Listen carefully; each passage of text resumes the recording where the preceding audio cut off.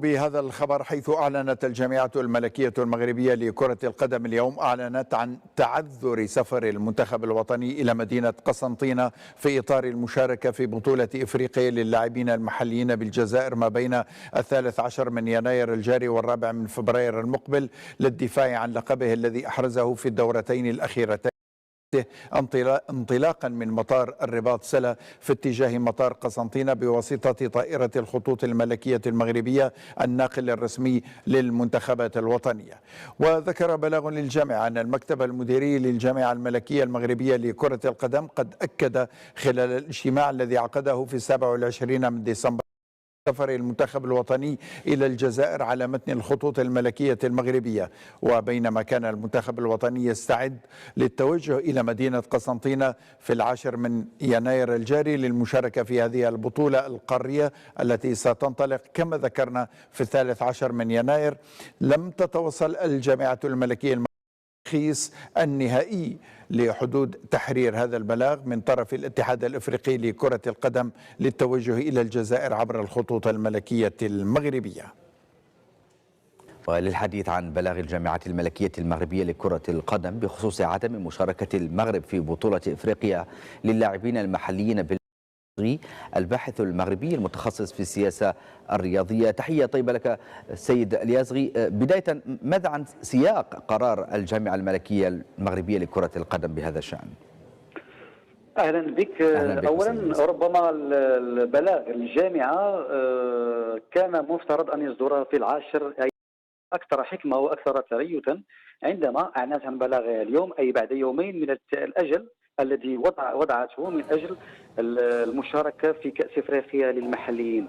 البلاغ كان واضحا واستعمل لغة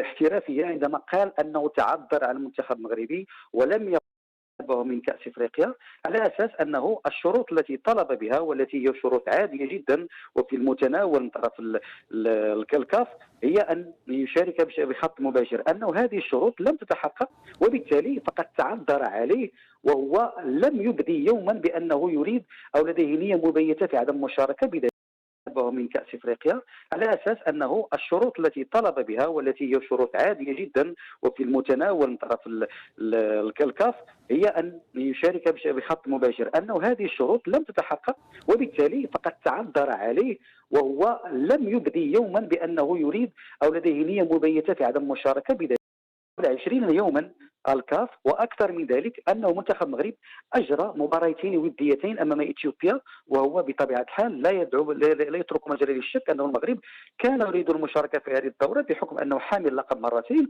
ويريد الاحتفاظ بالكاس في حال فوزه بهذه لثالث مره.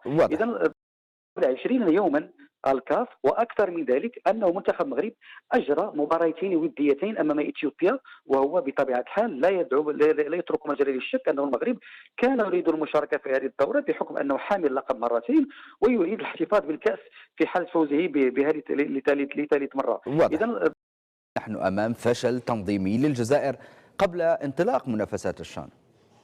هو يبدو ان هناك كان ارتباك. الجزائر حاولت ان تجعل من هذه الكاس ان تعطيها حجما كبيرا وان تروج لها بشكل كبير، وهذا حقها في جميع الاحوال، لكن ربما لم تنجح في ان تراعي عده امور عندما تكون بلدا مضيفا. نحن امام فشل تنظيمي للجزائر قبل انطلاق منافسات الشان. هو يبدو ان هناك كان ارتباك. الجزائر حاولت ان تجعل من هذه الكاس ان تعطيها حجما كبيرا وان تروج لها بشكل كبير، وهذا حقها في جميع الاحوال، لكن ربما لم تنجح في ان تراعي عده امور عندما تكون بلدا مضيفا الحاضرة. عشت شخصيا تجربة كأس العالم بقطر، ولاحظت كيف أن قطر وضعت أكثر مما هو مطلوب من طرف الفيفا من أجل تسهيل المأمورية أمام المنتخبات للمشاركة. بالنسبة للجزائر والتي تقول دائما بأنه رائدة القارة الإفريقية وإلى آخره، فإنها إلى غاية الآن نرى بأنه ربما فشلت في تفعل ما تقول، وبالتالي عندما تقوم بعرقلة حضور طائرة مباشرة من الرباط إلى قسنطينة بشكل لن يؤثر على أي شيء، الأمر يتعلق بتنقل المنتخب المغربي وليس بعملية تجارية أو بعملية سياسية أو عملية اقتصادية، بل هي الرياضة التي وجدت من أجل التلاقي. يجب أن نعرف أمرا أساسيا، القاره الافريقيه منذ الالعاب الافريقيه الاولى كان الهدف منها هو التلاقي ووقف كل الخلافات السياسيه، وايضا تجميع الدول الافريقيه. الان نرى خطابا اخر من خلال هذه الممارسات، لانه المفروض ان يتم السماح للطائره المغربيه، لانه امر عادي جدا ويؤثر على قرار الجزائر أعلنت عنه واضح. بغلق يعني الرحلات الجويه على الاراضي الجزائريه. اذا هو امر يتنافى مع مبدا الاحتضان الذي من اساسيته هو ان اسهل الماموريه على الجميع بدون استثناء. واضح. إذا برأيك كيف سيؤثر هذا القرار من الجامعة الملكية المغربية على تنظيم الجزائر